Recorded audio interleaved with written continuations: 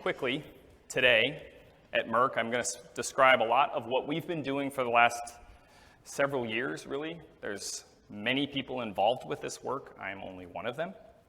Okay, we're executing a large, multi-scale, multifaceted, and I mean technology and culture change approach to PAT. We've had a lot of success with various traditional tools, but we are always looking to extend our understanding to have the best process when we get to filing and into a commercial space. So new technology is always something we're looking at. Within process research and development, I might call it PRD if I get stuck on acronyms. I know many of you work at large companies. It's hard to not be in the acronym soup. I will try. Okay, but some of them are just long. So process research and development, PR&D. We're trying to enhance the integration across different functional areas of expertise. So PAT is one of those things that is inherently, by definition, process analytical technology. It is at an interface. And if we're going to successfully apply it, we need to be able to leverage the expertise of these different functional groups to work together collaboratively as a partnership, not as a service group, not as a support group, not as, oh, we've got a problem. We're all out of ideas. Let's try PAT. That's not the position we want to be in. So within PR&D, we believe currently, so there are pockets of expertise and excellence. Shane presented some of that work earlier today, right? But as an organization on the whole, we're not consistently generating or analyzing this data in the way that we need to achieve these goals of the best science at the filing. The intention is that this data-rich experimentation becomes fundamental to the work that we do. It is part of our everyday work. It's not, oh, we did it for that one because it was convenient. It's, if you haven't done it, there needs to be a very good reason why not. We need to utilize it by everyone, and that's challenging, okay? And this is the culture change part, which I'll talk about a little bit later. Getting everyone on board with saying, we're gonna collect a lot more data is not always easy. It's more work, oftentimes, and if you can use automation, perhaps you lighten that barrier, but at the end of the day, you're generating a lot more data. For people who like to analyze a lot of data, that's great. If the data is complicated and you have multiple streams of data, it can be very challenging. And that presents sticky questions that are not always easy to answer. So I think definitionally, at least for this presentation, not for all of you, when I talk about DRE, you can think of it sort of as two ends of a continuum. There's highly parallelized work, high throughput automation type of work, where you're running, 96 well plates, 384 well plates, 1536 well plates, and one or maybe a couple of data points along that line, okay? Then you switch later in the timeline over to, is there a pointer? Great. Down towards the lower throughput area where perhaps you're later in the development timeline, you are closer to what you're trying to define as a commercial chemistry process, and you really want to dig into the details, understand reaction mechanisms, drive out that last bit of yield, and reduce the process mass intensity as much as possible to get the best commercial product going forward. When you're in this space, you're running very few reactions, but you're collecting tens of thousands of data points across a single experiment, across multiple sets or types of instrumentation. That's where PAT finds most use in our organization. It can be difficult to say how early do we get invested, right? If I'm going to spend a bunch of time collecting this data and understanding it and working through it, and then one day later they've already switched to chemistry, that's not time well spent. And those are things that we struggle with, is when do we engage appropriately? So within small molecule process research and development, we think PAT offers this capability to collect data that generally is considered inaccessible. So reactive intermediates, you've seen some of that. Many of you will have examples where you think something is happening, but as soon as you put it on a column, whatever is there or was there you can't collect. And let's be very clear, column chromatography is bread and butter for a lot of this type of work. It has to be. And that is driven because of its capabilities and also because regulatory agencies understand its capabilities.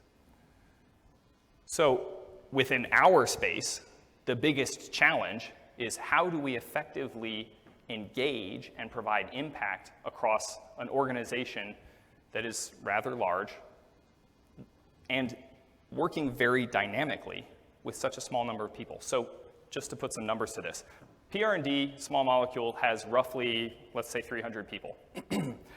The PAT subject matter experts, 2 of them are in this room, and there's a total of about 10, okay? So there is not many of us who do this type of work, and that's a challenge, right?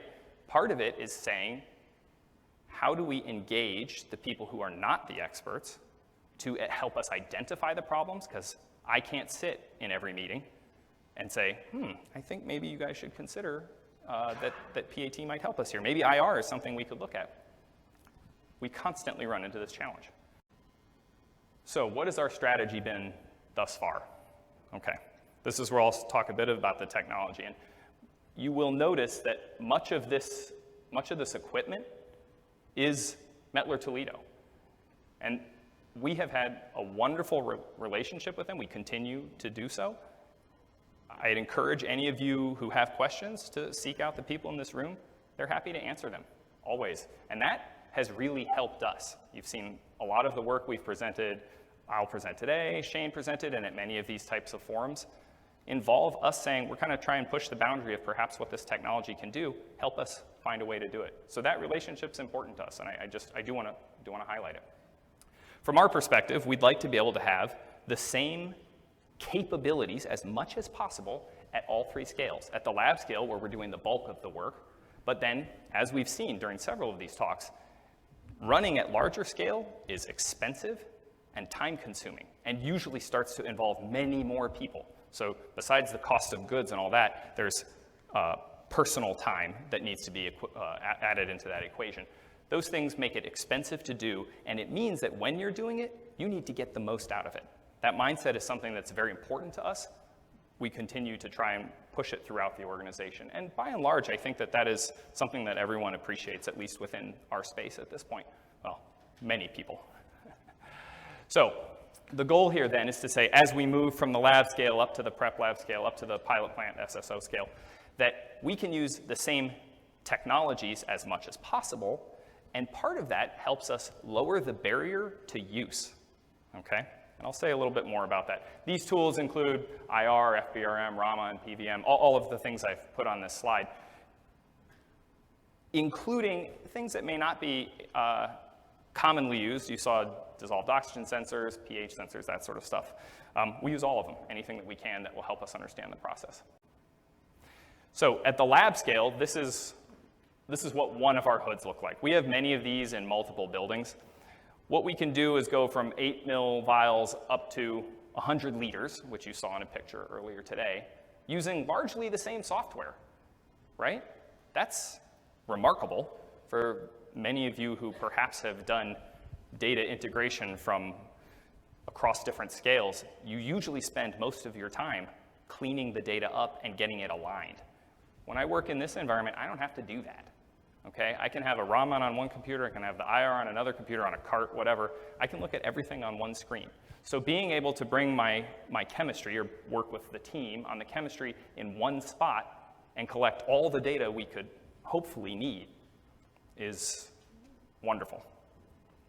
And I do think that it's worth pointing out that this is a very important part of the,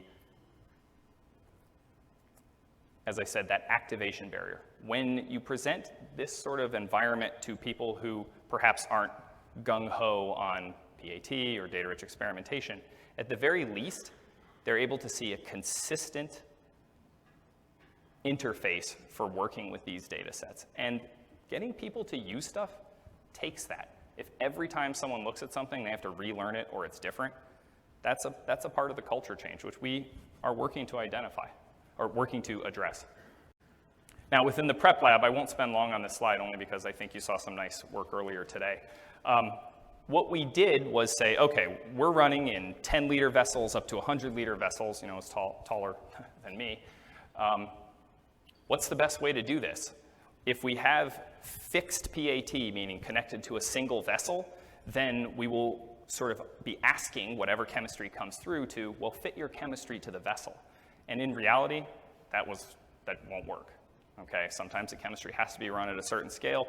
That's driven by, again, cost of goods, program timelines, needs, that sort of stuff. Things that aren't in our control. So what we wanted instead was to look at a solution that said, how can we be portable, at least at this scale still? The technologies we went with were FTIR, FBRM, and you saw a picture of Keith standing with a really long easy sampler this morning. So that equipment is currently installed and is supporting programs as we speak.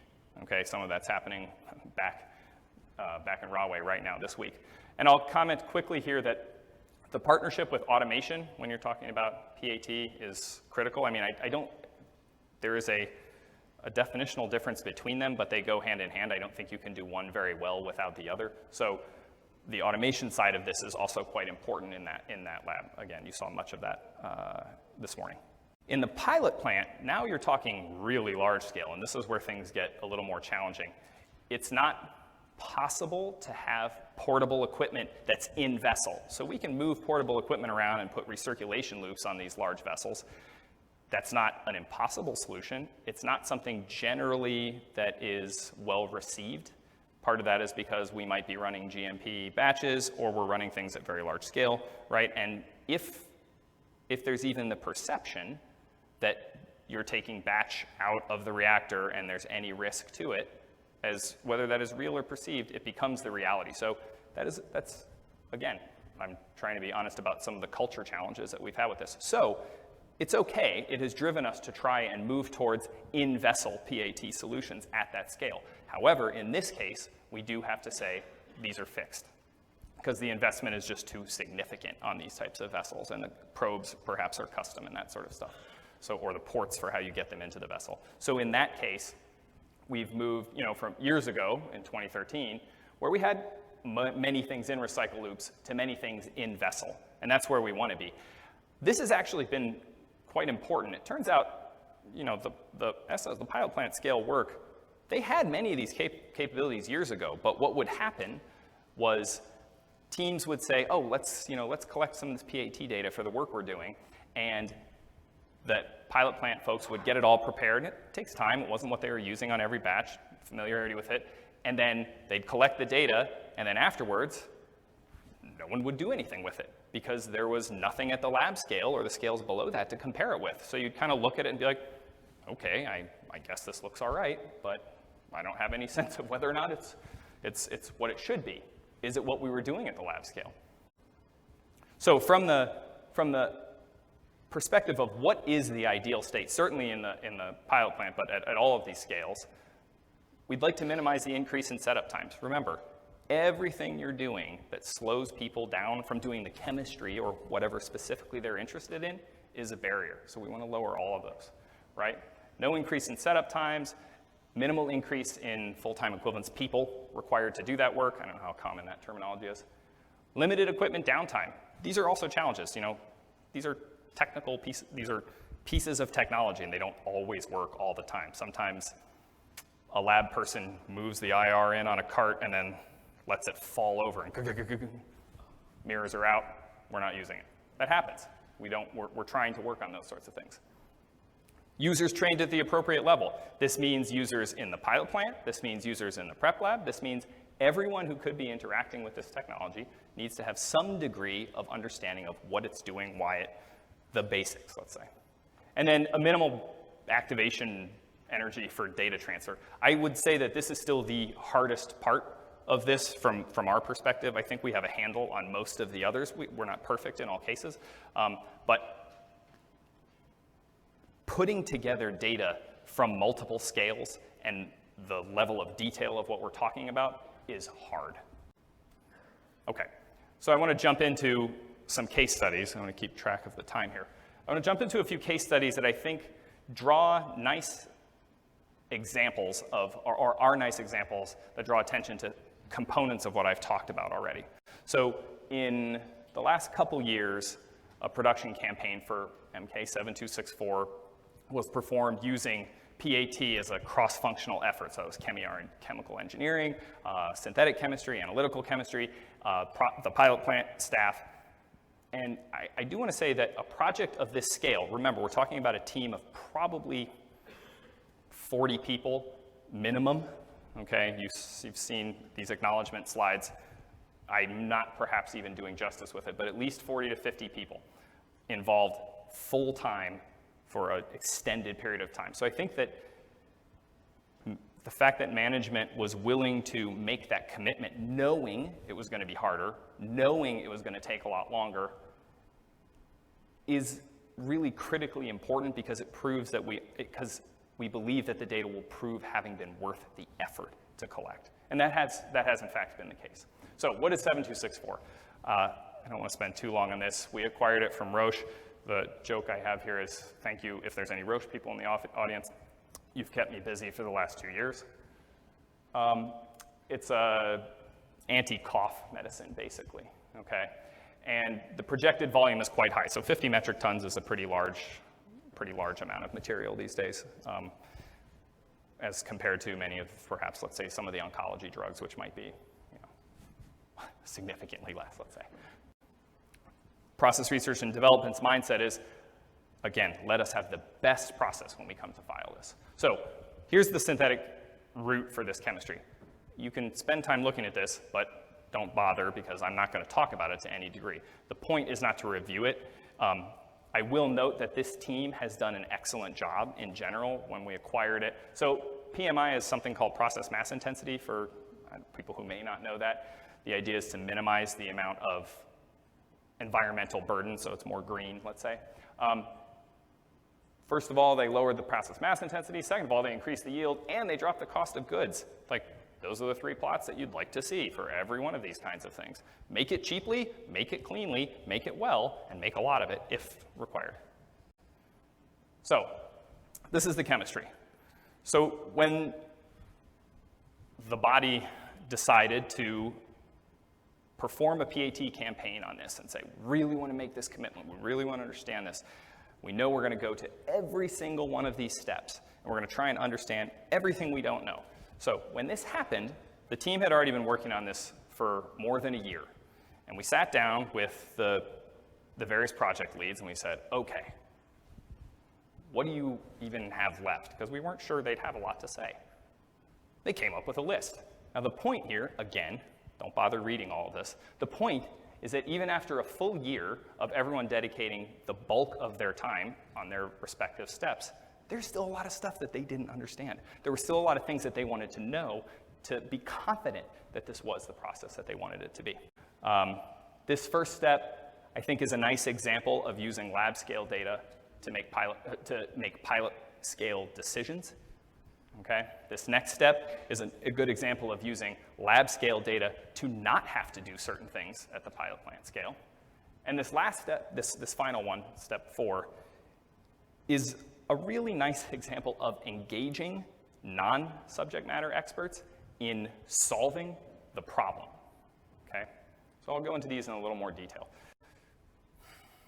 All right, what is this process? Basically, we take isopropyl, we charge in the NBS in set charges because it is extremely exothermic. So these black spikes you see here, these are temperature spikes, okay? And they're obviously a function of the amount that we put in. So our safety and engineering group said, you can't put all this in at once, put it in little bits. Okay, fine. So we characterize this process, and the reaction is like that. It's done. You put it in, and it's finished. So you can see that here in these plots. Basically, you show isopropyl phenol going away in the red plots, and product coming in the blue plots. And they directly correspond, almost instantaneously with the changes in temperature.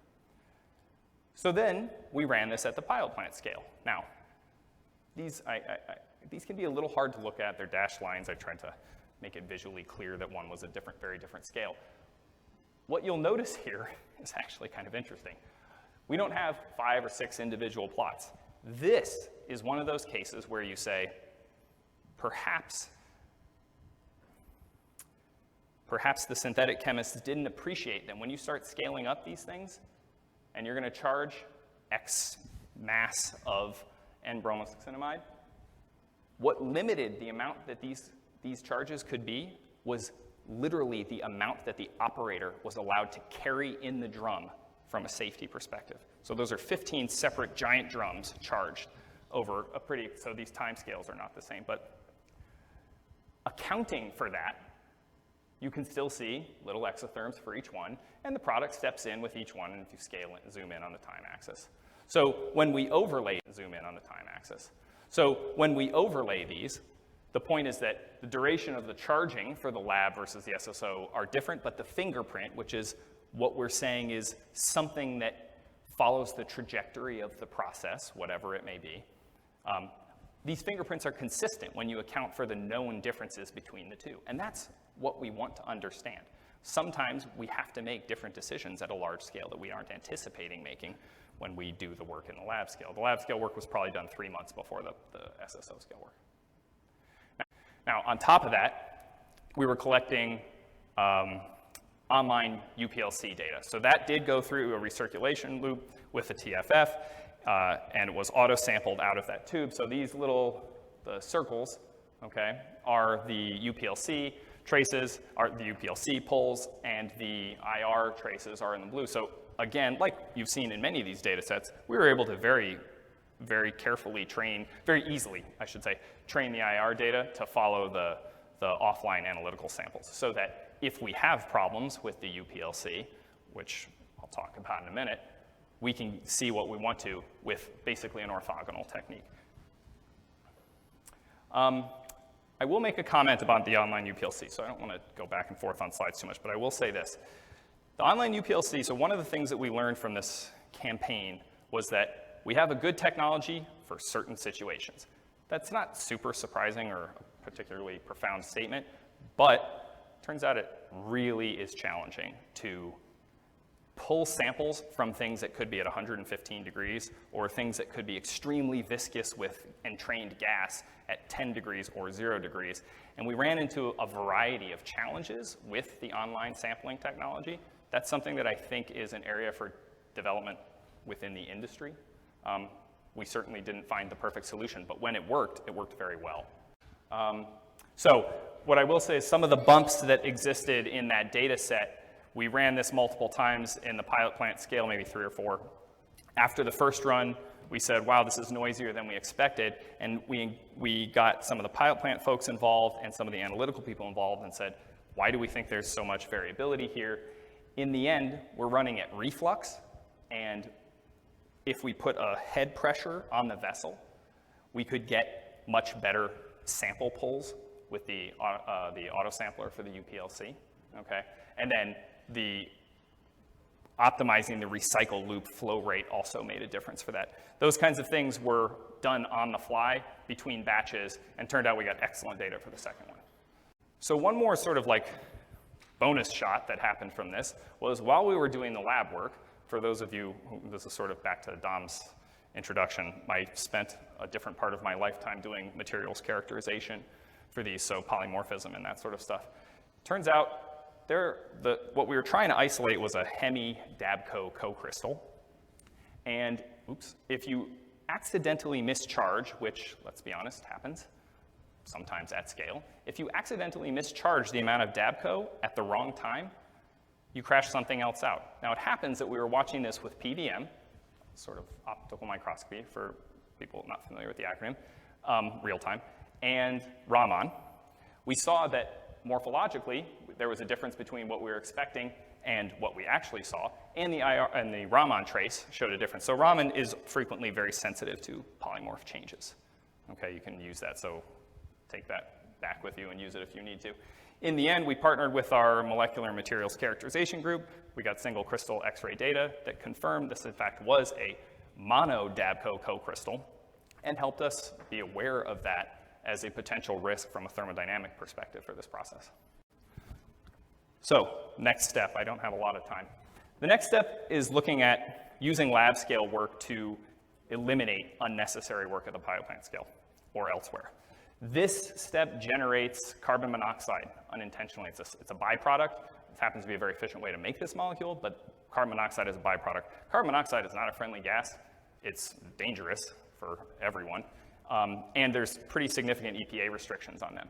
So the goal was, okay, at lab scale, let's build a calibration curve. Let's understand this step so that we can do the proper addition rates at the pilot plant and make sure that we don't violate the EPA rules. And then work with the FC group to do that. So what we did in the end was set up dual mass flow controllers. And similar to what you heard this morning, we set up dual mass flow controllers. I programmed in a rather extensive routine that moved through nitrogen carbon monoxide, went home, did this several nights in a row to make sure I was confident at different flow rates and that sort of stuff. Built this routine, went home, came in the next morning, had a wonderful calibration curve. And what you're looking at here are two different addition rates. So this is adding over 1 hour, okay, where you generate a lot of carbon monoxide at a quick period of time, and adding over 5 hours where you generate the same amount, just much slower. And that matched the theoretical yields, which was actually quite satisfying. So the point is that by accurately calibrating these systems, we had excellent quantification of the carbon monoxide emission. And then we could vary the addition times consistent with these expectations. What I think is important to take away from this is that using the PAT and the automation, we could quantify this very well. And that has allowed us to make decisions about purchasing scrubber equipment at other facilities. Now, the EPA has a certain set of rules. Singapore has a different set of rules. Ireland has a different set of rules. We're able to use data that we collected one time over the course of a month in the lab to make decisions for the last 2 years and going forward about how we're going to do these sorts of processes. That's just invaluable.